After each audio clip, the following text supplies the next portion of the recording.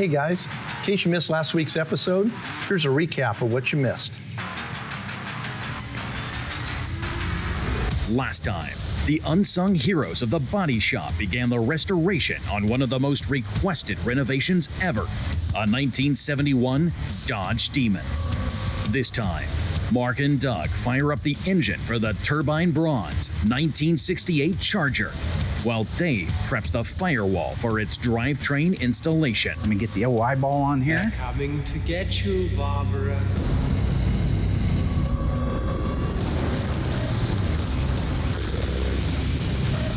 It has been established that the unburied dead are coming back to life.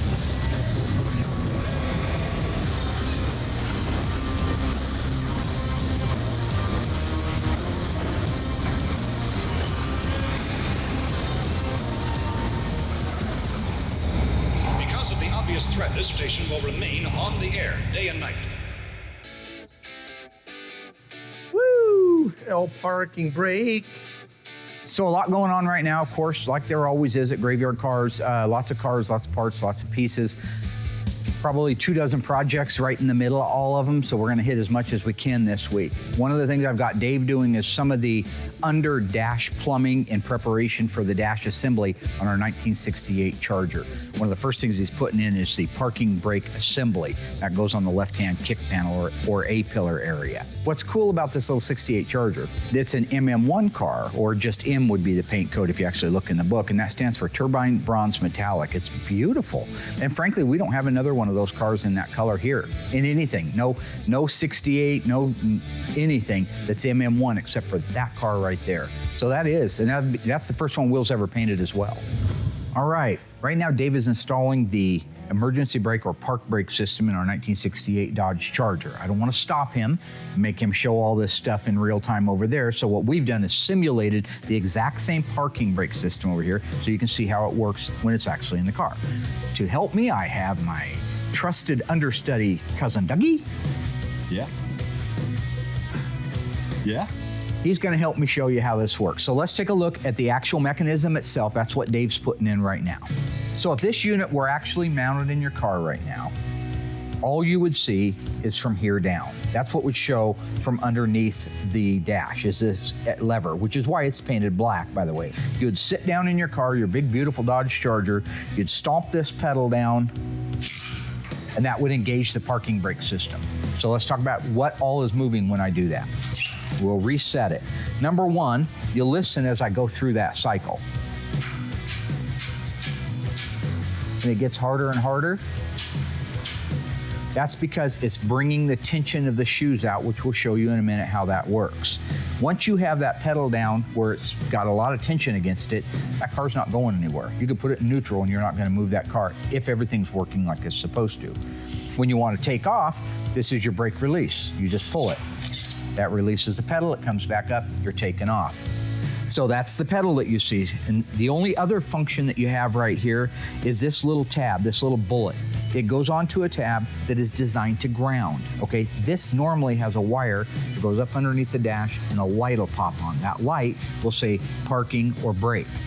The way that's engaged is when I push this pedal away, you see it touches, then it's back.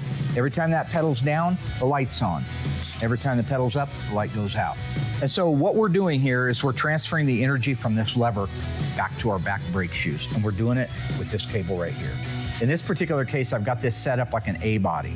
So it's got this main cable. This cable goes in through the mechanism into a small clevis pin right there, and that clevis pin holds that brake cable in place to the mechanism itself. So when I cycle it, you see the tension on that cable coming up.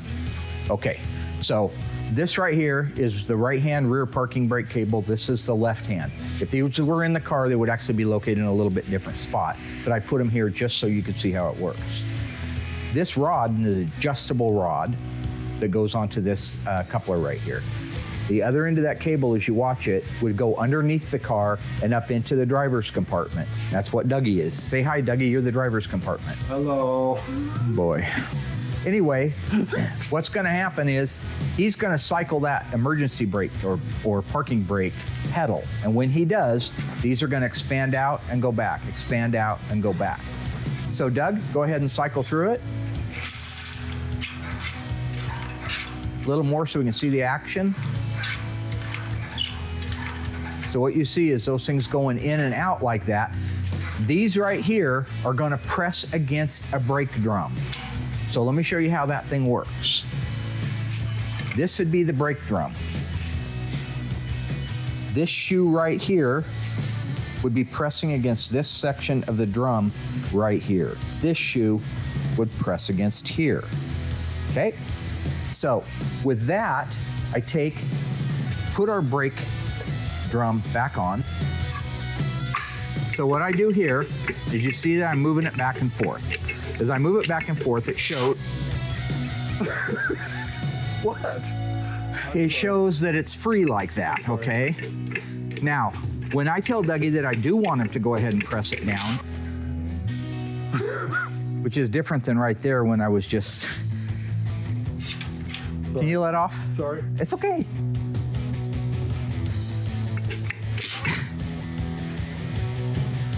You see how I can't move it anymore? You need a psychiatrist, man. Something's wrong with you. Yep, I'm sorry. So basically that is how the parking brake or emergency brake system works in a vehicle. Now, the only recommendation I would have for those of you at home is not have Dougie be your assistant anytime you're doing a tutorial.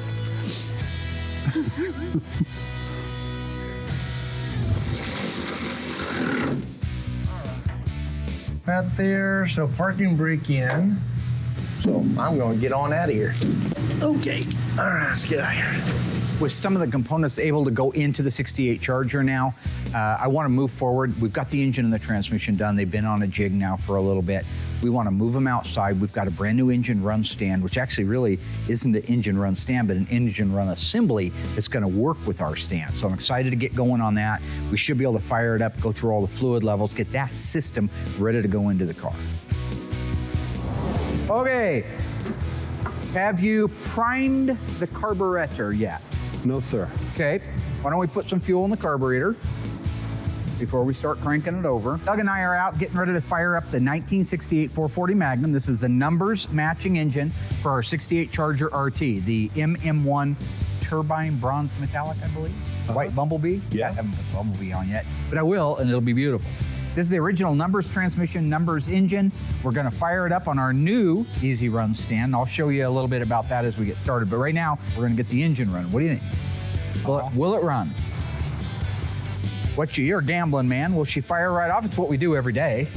It's gonna run. Why are you staring at me? It'll run. Oh, sorry. Now, the fun side of working with my cousin Doug is I love him. I mean, I've said it before, we've known each other our whole lives. He's a very methodical mechanic, much like myself. He's a great diagnostician. He doesn't jump to any conclusions. He's a good tech, a really good tech.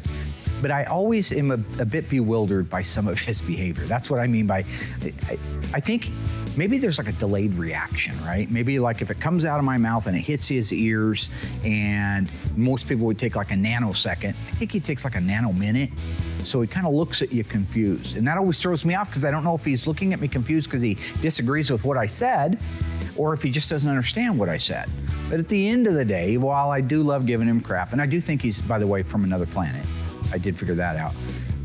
He's a good-hearted guy, and I do love working with him. It's great to have him back here. Watch your fingers.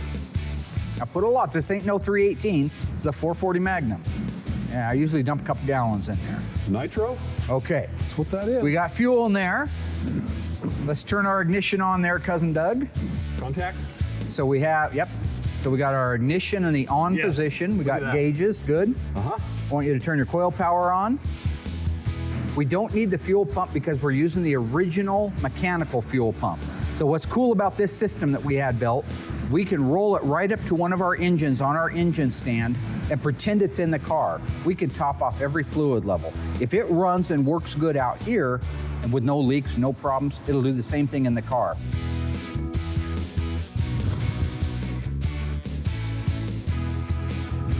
On our 68 Charger, the turbine bronze metallic car, Not everything has showed up yet for the order. We're still putting in big orders. These cars take thousands of parts. And so not everything is here, but there is enough stuff here that we can get the Firewall built out from the standpoint of like the difficult to install after the engine is in type of parts. Our brake booster, portioning valve, the front line that goes across the Firewall, windshield wiper motor. Because other things like the windshield washer reservoir and the horns, we can put those on anytime after they come in. So I've got Dave bolting those pieces in, so when we are done, we can mount that transmission and engine in the car, be a roller. Here's our brake booster master cylinder assembly. We're gonna put in our 68 Dodge Charger here. As you can see, I got everything built out on it. All right, so we're gonna feed that right through there. Line up my holes. That top one goes on there, just like that.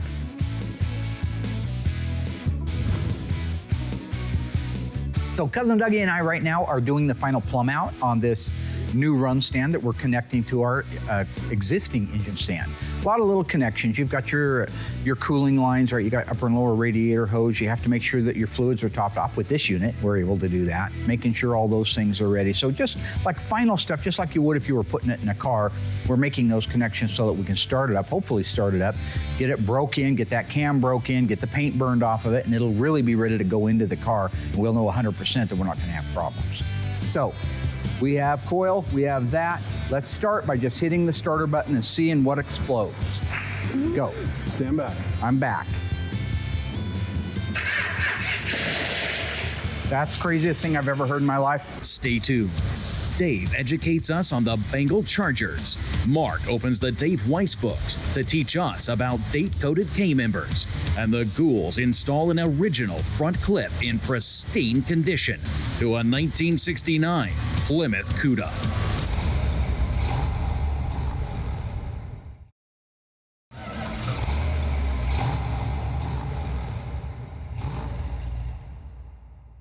The 1968 Dodge Charger behind me is a beautiful car, painted MM1 bronze. You might be tempted to assume it's an orange paint job if you were to see it out of the corner of your eye. In fact, in 1968, there was no orange paint available on the 68 Charger. But I hear you saying, Dave, I've seen pictures on the internet of a 68 Charger painted orange. First of all, people do repaints all the time, so don't be silly. Second, what you're probably looking at is a very rare Charger with a special option paint, commonly referred to as the Bengal Charger. When the Cincinnati Bengals, yes, the football team, was first created in 1967, they were added to the roster of teams for the American Football League.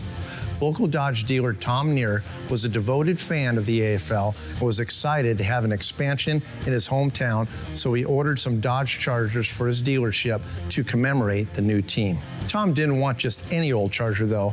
He wanted something that would sell, so he asked Dodge if he could get the cars in orange and black, which would be the colors of the Bengals uniforms. Well, as I already said, Dodge wasn't offering any orange that year, so they said he can get the color if he ordered at least 50. Tom did, and Dodge put together 50 Chargers with the 999 paint code for special order paint. The cars were painted Omaha orange. They also had special badges made that were added to both front fenders that read Bengal Charger, as well as the bumblebee stripe on the back, black vinyl top. Incidentally, Omaha orange would later become K2 for vitamin C orange. Of the 50 that were made in 1968, only a few were known to have survived. So when you see a 68 Charger and it looks orange, chances are it's either an MM1 bronze or a repaint, or you might just be looking at one of the rarest and often forgotten special order Chargers ever made. Just about a half a turn on that critter. Thank you. All right, let's start this mother biscuit up. So Cousin Dougie and I are in the middle of making all the connections on our 68 Charger RT, numbers matching 440, doing the things that we need to do to be able to fire it up. Hopefully, that's exactly what it does. It fires up, runs good, cam breaks in, and we're golden.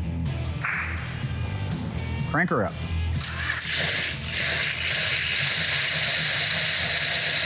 There's not a better feeling. You hit that button and it fires off and doesn't backfire and crap all over the place. Now, I always expect them to be noisy because the lifters aren't pumped up yet. But boy, it sounds great. We're gonna run it until the thermostat opens, and then we're gonna add more water to make sure Our cooling system is working okay. It's idling fast right now, about 2,400, 2,500 RPM. That's because we're trying to break in the cam. But here's what's cool about this. Come here, I'll show you. Right now, our power steering unit's working. On our other unit, we couldn't do that. Now we can run our power steering. See the paint starting to burn off the manifolds? We have our transmission back here. We can go ahead and put that in neutral, top it off, and it's ready to go in the car. Go ahead and shut it down, kill it. Here's our brake booster master cylinder assembly. We're gonna put her in. So then what I'm gonna grab next is my lines. I'm gonna put a nut up on that there. I'm gonna go ahead and grab my lines because I do like to leave this a little bit loose. It makes it easier to line up your actual brake lines. But I'm gonna put this under here for now. I'm gonna feed these. These are really tight. A little bit here. You want to get that as straight as you can. So when you get these in there, it's got that play in there. I want to make sure I could tighten this up by hand. So now I'm feeling that. It goes in all the way down by hand, just like that, okay? Now our other one here, we're gonna get this one up in here like this. You can see how tight that line is.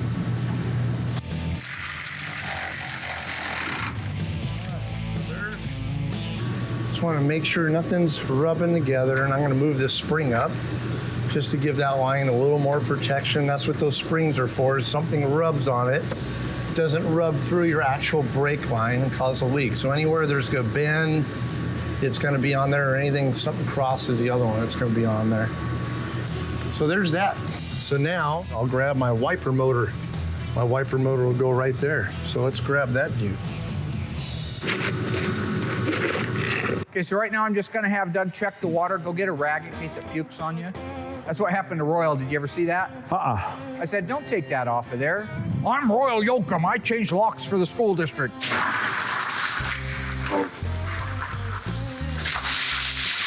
Bam! Shot right to the ceiling. Absolutely. So be careful. So when you start one of these engines up, whether it's on an engine run stand or whether it's in the car, there's a purging process. You top off the radiator as far as you can go. Usually it's about 1 gallon to 1.5 gallons of water antifreeze mix. But the thermostat isn't open at that time. So the whole block is empty. It doesn't have water in it. What you have to do, and this is where you have to be careful, is you run that engine up until you believe that the thermostat has opened. You feel that upper radiator hose. As soon as that thing gets hot, you know the thermostat's open. You also know it just sucked 1 gallon right out of the radiator and put it into the engine. That means the radiator's low now. So if you've been watching Graveyard Cars for any period of time, you know we run a lot of our engines, try to get them all, on this engine run stand, the Easy Run engine run stand. What we loved about that was that you could take an engine, move it over to the stand, make your connections, run it, make sure that you don't have oil leaks, make sure that it doesn't overheat, make sure that the carburetor's dialed in right, all these little things. And so it's much easier if it's kind of a failure to do it on that stand than if it were in the car. Okay, so right now, we've got great oil pressure. The engine's running really good. Running about 2,500 RPM. I'm gonna back the idle down. The cam is broke in. Then we'll shut it off.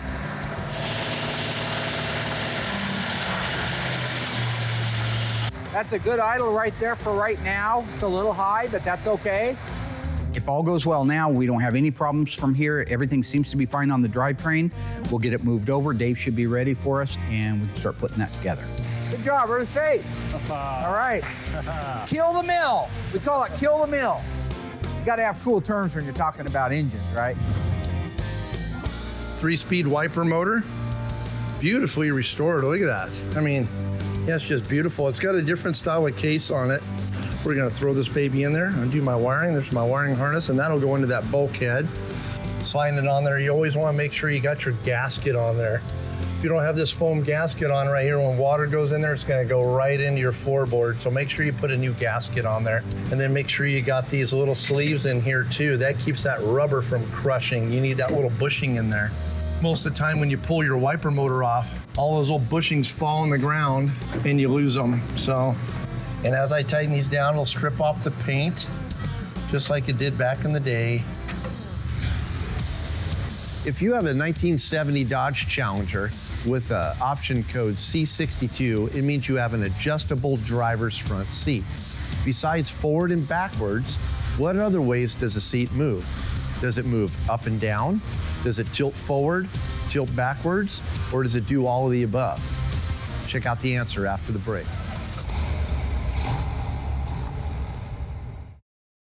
So do you think you know the answer about the adjustable driver's seat?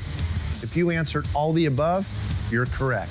This particular model of seat was a 6-way adjustable seat, so it adjusted front, back, tilted forward, tilted back, and went up and down. Super cool option in 1970.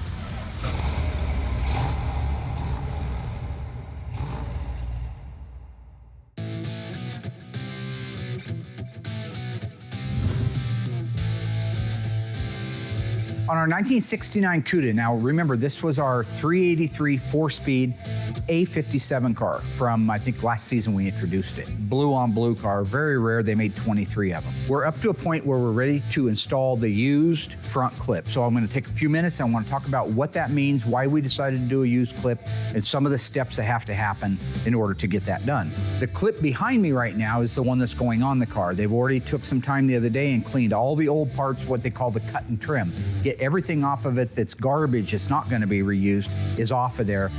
This is now 100% prepped and ready to go on the car. The car, George just came and asked if he could get it blown apart. I gave him the green light, and that's what they're getting ready to do. They'll do the same cutting and the same trimming, but in reverse on the body so that it can take this front clip.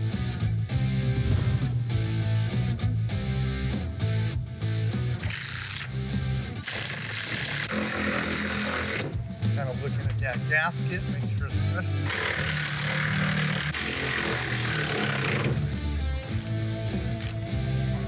And there you have it. Okay, George and Adam have the 69 Cuda completely cut apart now. So that means they've got all the old pieces and parts off of the car everywhere that the new donor clip is going to intersect with. So what I've got out here right now is the torsion bar cross member that is off of our donor clip. So that clip up there once had this unit built into it, and we've had to dissect it out. And the main reason for dissecting it out is the way we want to put that front clip onto the car, we couldn't have done it with this piece fastened into place because it has to go up, over, and down and marry into the rocker. So we dissected this piece off. Now, originally we were going to leave the original torsion bar cross member in place, but we chose not to because when we got a little closer look at it, at a glance it looked like it was pretty solid, but internally it had rust issues. So if you look down in here especially, you can see the deterioration way down in there. If it's rusty, if it's bad, if you're seeing signs of that or excessive pitting, it's also thin in other areas. The integrity of the metal has been compromised. Let's take a look at the inner fender and frame rail. Now this is the one that came off of the 69 Cuda originally here on the right-hand side, and that one is the one for the left-hand side. This cutout area here once went all the way over to here. Okay, that would have been the end of the inner fender. Now this cutting here that you see is brand new. See how it's turned white? That's because that's where the body man, just to get it out of the way so he could drill up to the firewall, he went ahead and used a torch. But you look here, this is an older cut. The reason for that cutout is if you had a big block in an A body and you wanted headers, the only way they had them back then was fender well exit headers. So somebody took a torch, cut out this inner fender well, and then bolted the headers on, and they would have came out through here, just behind the right front tire, got straight down to the ground, and then tipped back into a collector, and you would have ran exhaust. They still make them today, but it's a shame that they had to destroy the inner fender to do it. Now here we are 40-some years later. It wasn't just that, but if you look at the decay, this is the inner part of the shock tower, very rigid piece of steel. This window that you see shouldn't even be here. That's where it's rusted completely away. Same thing up here. These areas where you can actually see the shock tower means the apron panel or the inner fender is completely gone from it. Same thing here, you got a hole. You can actually stick your hand up through that hole. You shouldn't be able to do that. So that meant that the inner fender was bad. We've got the exact same thing if you look at this one going on over here. Now, the other piece that it's married to right now is the frame rail itself. So let's take a look at that. This is the inner piece that makes up the frame rail and the outer piece. It's stacked metal. When metal rusts, it swells. If you look, you'll see it almost looks like layers of other metal. That's rust and decay. When that piece and that piece are swollen the way that those are, that means that there's rust in there. If you go down to this section here, you'll see that this inner piece and this outer piece are nice and flush together, all the way up through here. Really nice. But as it goes further forward, water got in there and it started to swell. And the more it swelled, the more damage it did. So that's why we decided that we would do aprons and rails on the car. Okay, now that we have the engine running good, I have to get it all cleaned up and put on the installation cart to take over to Dave's area for installation.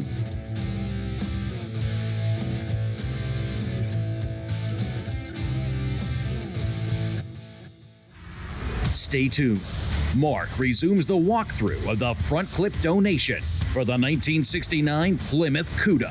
And Dave continues plumbing out the 1968 Charger's Firewall in preparation for its drivetrain installation.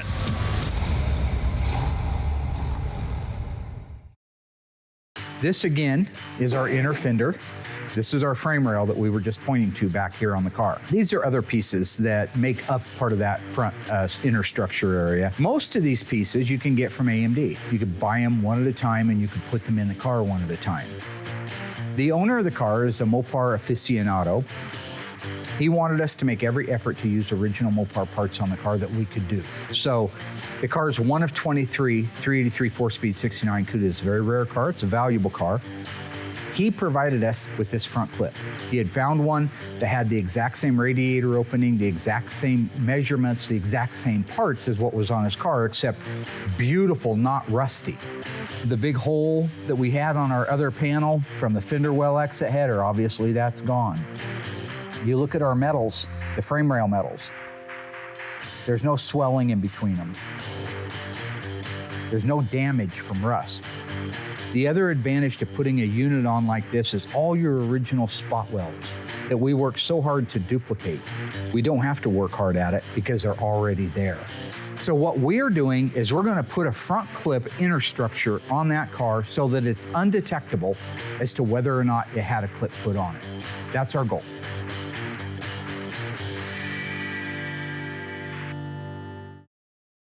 So far, Dave has begun the firewall plumbing in the beautiful 1968 turbine bronze Charger, while Mark and his cousin Dougie started its fully restored engine for the first time. Now, Mark continues to walk us through the front clip that's going to be grafted to a valuable 1969 Plymouth Cuda, currently in bodywork stage. The transmission cross member that you see here, this again is our original one that came off of this that's in really nice shape. But you can see the extent. One, the floor pan once went down on here. So once all these pieces go back in, we still got to put a floor in the car. It'll go down over the top of this. Originally, this came in here like this, went like that, and got all welded together. The ends intersect with the inner rockers. So what's going to happen is, once they get the front clip on the car, they're going to come in and drop this down into place over the top. So this will get lifted up. A couple of guys will bring it in here, and they're going to line up. This area right here is going to come over here, and it's going to weld on right here where you see the copper weld through primer. Notice the same shape. Then they're going to backfill those welds.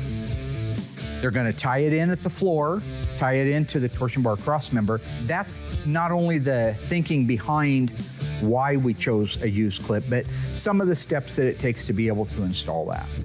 I'm going to let George and Adam go ahead and start moving forward on this. They'll get it mocked into place. Once it's mocked up, I'll come out and sign it off and they can start welding.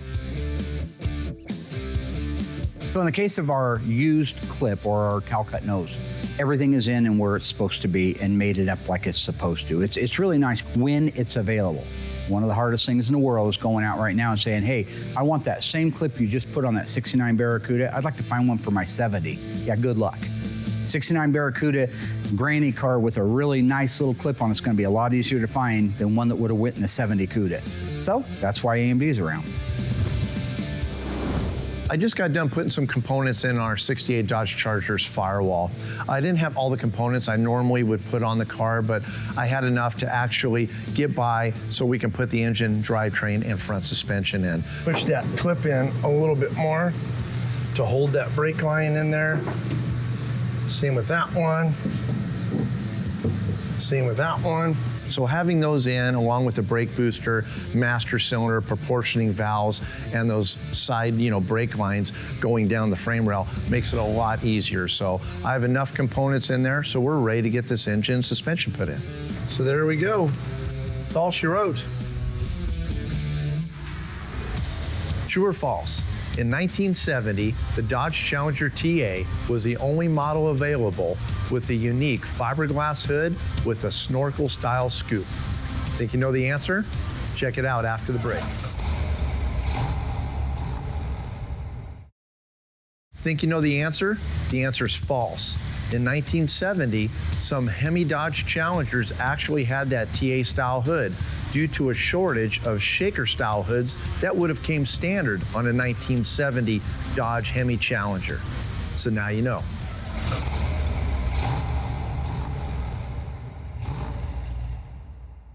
Hello, everybody. Welcome back to another episode of Getting Wise with my friend Dave Weiss, who writes these really cool books. What I've turned to in the page here is the date code on the K-member. Now, the K-member, just at a glance, is this big bad boy right here.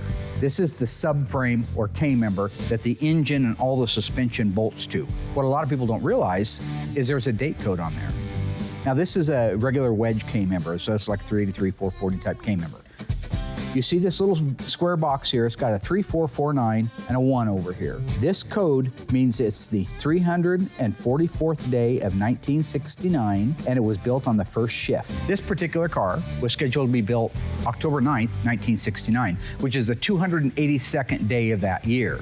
So if we come down and we take a look, here's the stampings. You can see they're actually hand stamped into the steel, the 252nd day of 1969, as well as the first shift, like our reference manual has.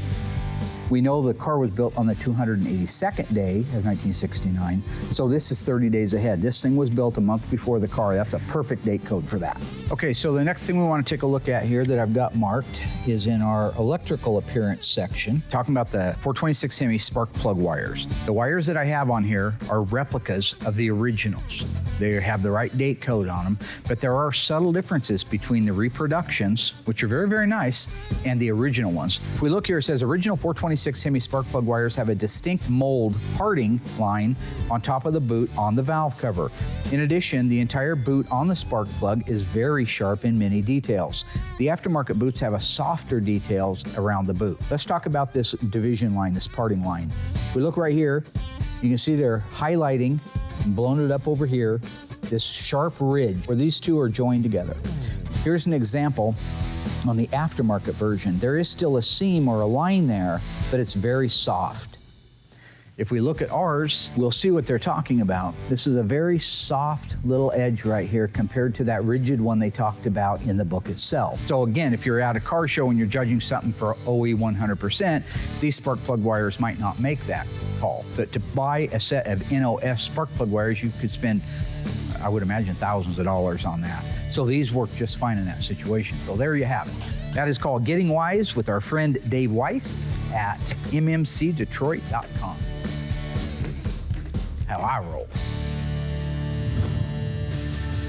Now with the Cuda done, George can go on to the back half of it. Doug has the engine and the transmission drivetrain disconnected from the Easy Run, so it's ready to come over here.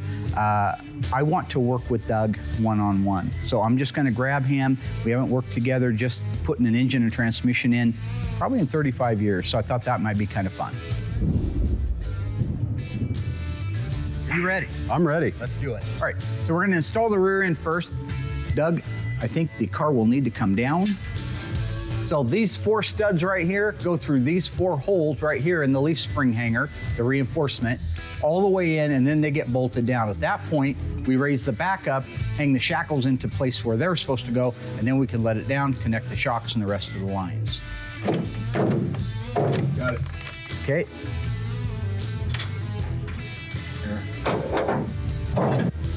I'd be lying if I didn't say I was having fun.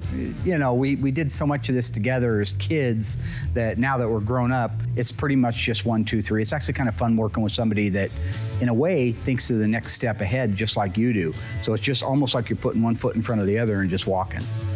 How's yours doing, Mark? We got one, but we got an angle thing going on. So do you have yours already started? I do. There, got it. Got it? Okay. All right. Beautiful. Okay, you got your shackle hardware. Nice. Yes. There you go. Put the nuts on I it. got 'em. Okay.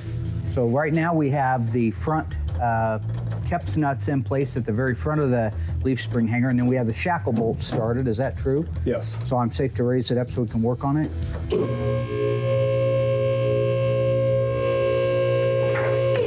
Okay. Let's tighten down all of our bolts.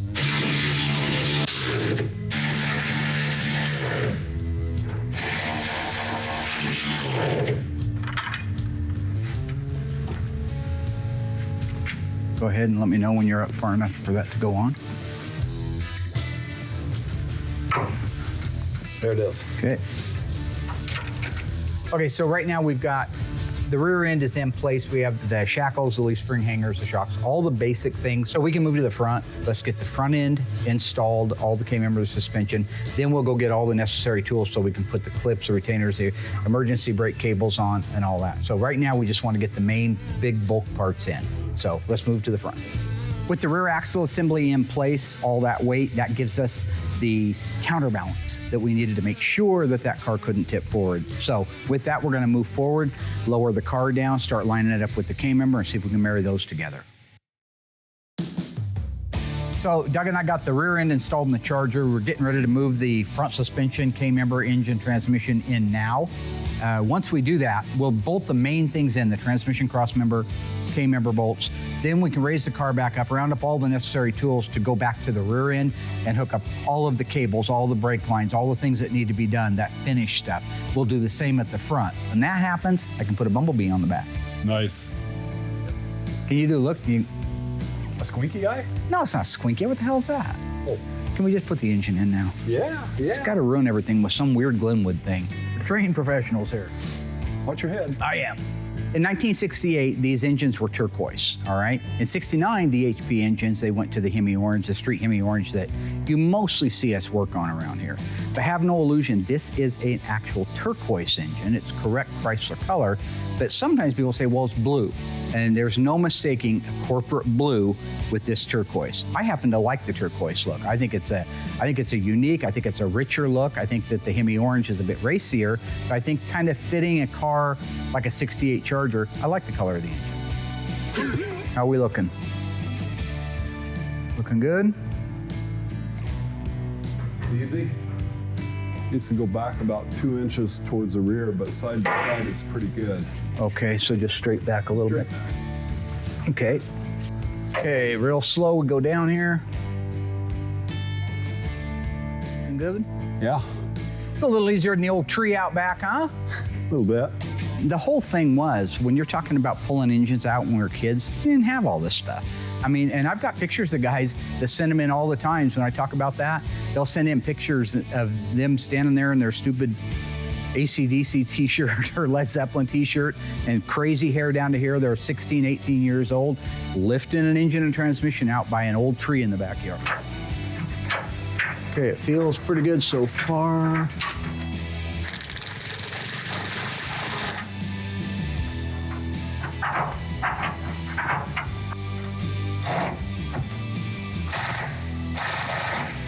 Okay, Car down. let's see if we can get the back ones in.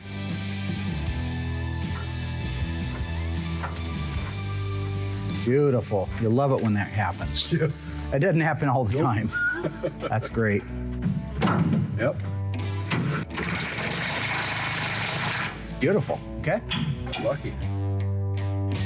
Right now we have the K-member bolts in place. Doug's underneath there putting the transmission cross-member bolts in. I'm gonna give him a hand with that. Once we get those in, we can raise the car up and then button everything up. And there's a lot of pieces that need to go together after that, so. Cousin Dougie! Chap, put that bolt in. I really want to put that bolt in. You had all the fun. I want to do it. Do that. Okay, put a nut on that. And next one. Back one here. You want a hammer? There you go. Just put the nut on there. You don't need to worry about tightening. We'll raise it up. Okay. Go ahead and move that light out of there, Doug. Set it down so it doesn't look like we're shooting a TV show. I think with Doug, like his elevator just isn't stopping on all the floors. And I love him, but I've noticed that the older we get and the more floors there are, the less stops it makes. You know, move the light. Like a caveman that probably just picks up a wheel. I could use this.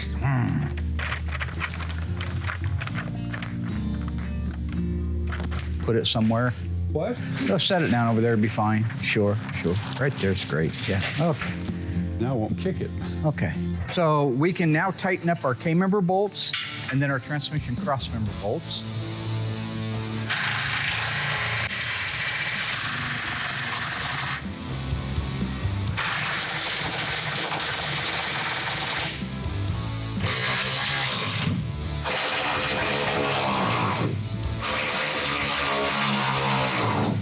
Good job. Okay. You saw Deliverance, right?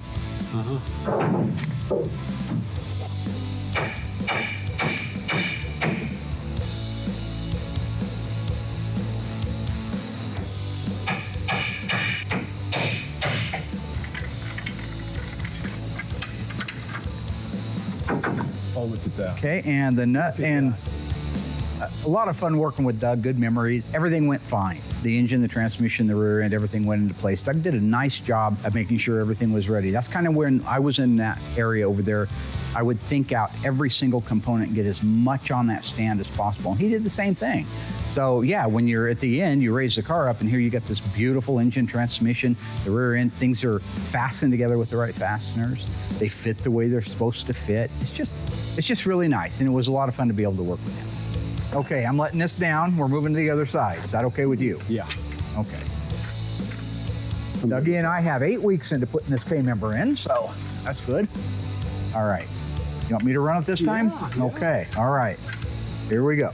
Now, you see that shock? I'd like it to go through that hole up there as I raise this up. Look at that, it sure is. Oh, this one's here. Doug's 8 feet tall, so he can see all that stuff. I can't see it. So as soon as he gets that nut tightened down on the control arm, we'll take our little adjustment jacks, standing jack out. Then we can raise up the torsion bars, preload them, finish hooking up the rest of the fasteners, the brake lines, things like that. And I'm in a position to do the bumblebee strike, which I'm looking forward to.